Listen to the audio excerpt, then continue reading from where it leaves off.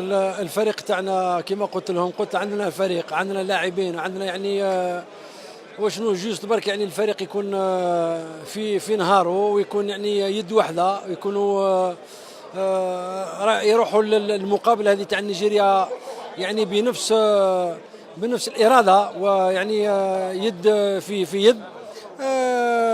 عندنا الامكانيات وعندنا القدرات وعندنا يعني القوه باش نرجعوا بفوز ان شاء الله.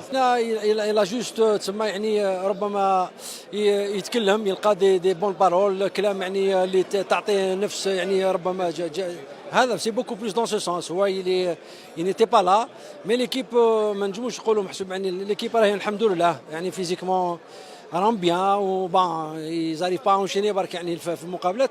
يعني حظوظ متساويه يعني كل حال، لان على مش قضيه مدرب. شوف الايامات الاخيره هذه راه من بعد، خاصه من بعد النتيجه السلبيه ضد الكاميرون، ماهيش سلبيه على كل حال. الكاميرون فريق كبير، منتخب كبير، ويعني عمر الجزائر ما فازت عليه، تعادل عده مرات، انهزمنا، نحترموه. ولكن نيجيريا ما راش يعني حاليا ما راش فريق كما في السنوات يعني الاولى هذيك.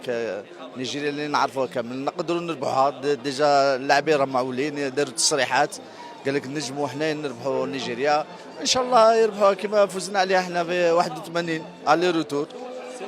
المهم يعرف الكره الجزائريه، يعرفها، والافريقيه طبعا، وخدم مع هنا مع الاتحاديه تقريبا 6 شهور. كلف الجزائر الى 2004 بتونس، ما شاركش على كل حال، لا فاز فينال هذاك، ولكن عنده ديجا الخبره وهذيك كما قلت. الكره الجزائر ديجا سيتاناكي، يعني هذا سيتان افونتاج، ان شاء الله يدخل يقبض الفرقه في يده، يعني كما يقول كل جروب لازم يسيره هو، ما كاش هذاك انتربرات ولا اكس، ولا لازم هو يدي مسؤوليه، وان شاء الله ينجح بربي ان شاء الله.